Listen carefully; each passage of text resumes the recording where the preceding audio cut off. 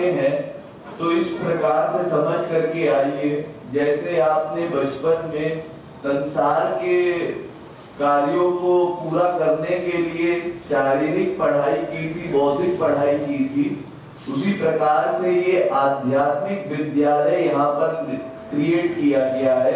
एक जो संकीर्तन सेंटर बनाया गया है, ये आप लोगों की सुविधा के लिए बनाया गया। मैं यहाँ पर आया था आप लोगों को कुछ भगवत ज्ञान देने के लिए, आपके भीतर भगवत भाव, भगवत भक्ति का, प्रेम पाने का ये भाव बढ़े, इस कारण से आया था। और इसीलिए प्रवचन में भी केवल आप लोगों को ये समझाया गया कि हम सबका लक्ष्य केवल इस शरीर में फंसे रह जाना नहीं है, अपितु ये समझना है कि वास्तविक आनंद कहाँ है और हम सबको कैसे मिलेगा। इसलिए सबसे पहले हम लोगों को आकर के सत्संग करना होगा, साधना करनी होगी, जिससे हमारा अंतःकरण शुद्ध हो और हमें भगवत प्रेम प्राप्त हो। तो देखिए, ये जो साधना हम लोग करेंगे, इस साधना में भी कुछ नियम है। जैसे आप लोग स्कूलों में जाते थे तो स्कूल के नियम होते थे, उसी प्रकार से सत्संग में आने के भी कुछ नियम।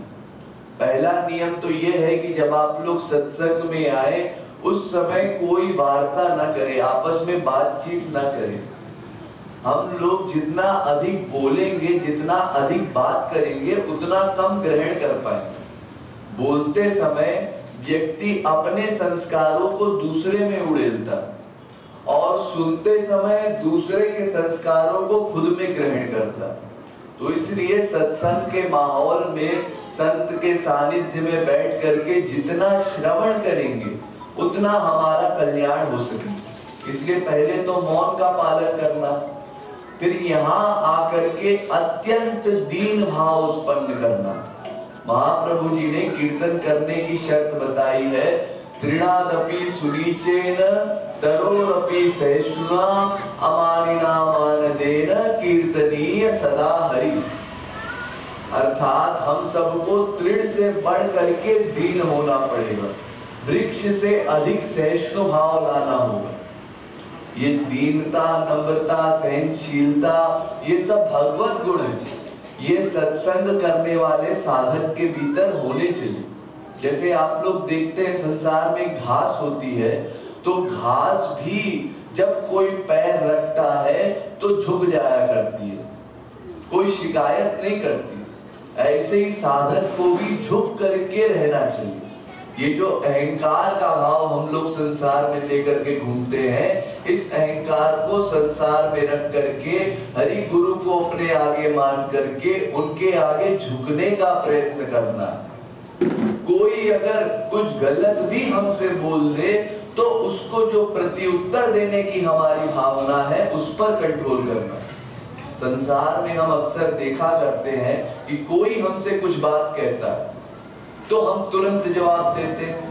ये जो तुरंत जवाब देने की हमारी बीमारी है, इससे हमारे भीतर का हाल पता लग जाता है। इसलिए अपनी दैनिक दिनचर्या में आप लोग एक नियम बनाएं, कंट्रोल करने का।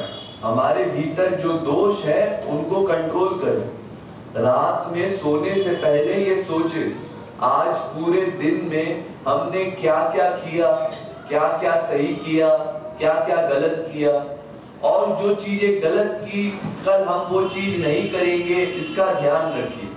अगले दिन आप उन गलतियों को मत दोहराइए। जैसे मान लीजिए आप क्रोध करते हैं, आप उसको फील कीजिए, आज हमने क्रोध किया, ये ठीक नहीं, गुरु को अच्छा नहीं लगा होगा, भगवान जो हमारे अंतःकरण में बैठा है वो क्या सोचता होगा, कल हम क्रोध नहीं करेंगे। कल आपको कोई बहुत क्रोध दिलाने का प्रयास करेगा, लेकिन आप क्रोध मत कीजिए। फिर रात में फील कीजिए, हाँ देखो उसने हमको गुस्सा दिलाने का प्रयत्न किया लेकिन हमने गुस्सा नहीं किया, कितनी खुशी हो रही होगी भगवान को भीतर से। ऐसे धीरे धीरे जब चलेंगे तो हमारी धीरे धीरे भीतर से आध्यात्मिक उन्नति होने लगेगी। और इसमें भी आप लोग ये तो कर्मयोग की साधना में करेंगे, जब यहाँ पर आप लोग बैठ करके संकीर्तन करें उस समय भगवान के मिलने के लिए आंसू आप लोगों को बहाने हैं।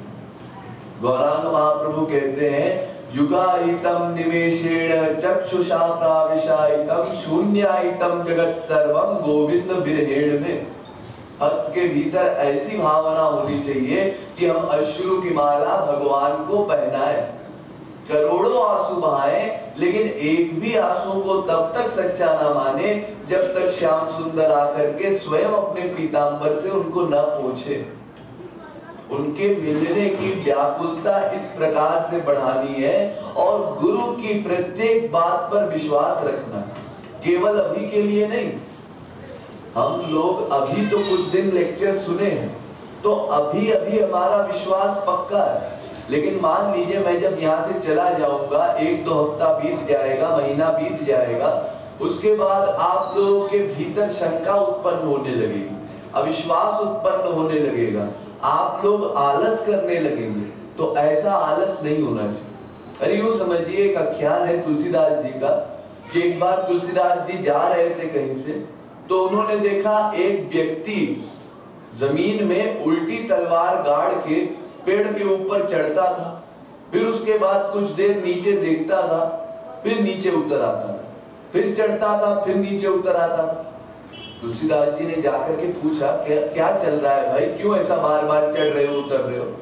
तो कहता है, मैंने किसी कथावाचक से सुना है कि अगर हमें ये विश्वास हो कि राम हमें बचा लेंगे तो कैसी भी परिस्थिति हो जीवन में राम बचा लेते हैं।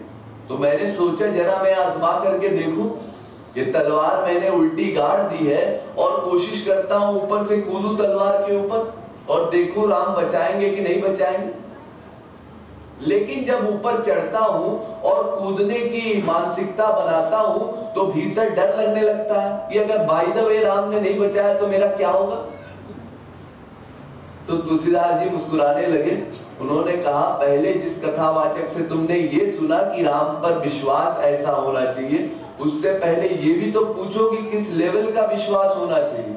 हमारा इस समय ऐसा विश्वास तो है नहीं, ना गुरु के प्रति ना भगवान के प्रति।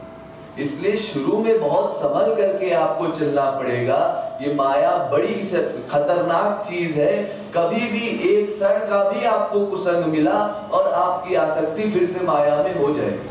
इसलिए ये ध्यान रखते हुए कि बड़ी मुश्किल से इस समय हमारे मन की कुछ आसक्ति भगवान में होने लगी है, ये बिगड़ने ना पाए, हमारा सत्संग में आने का प्रयास कम ना होने पाए, इस भावना से भगवान को पुकारना है। और भगवान नाम का जब हम कीर्तन करेंगे तो धीरे धीरे कीर्तन करते करते हमारी उसमें आसक्ति होने लगेगी, अटैचमेंट होने लगेगी। इस भावना से हम लोग कीर्तन करेंगे।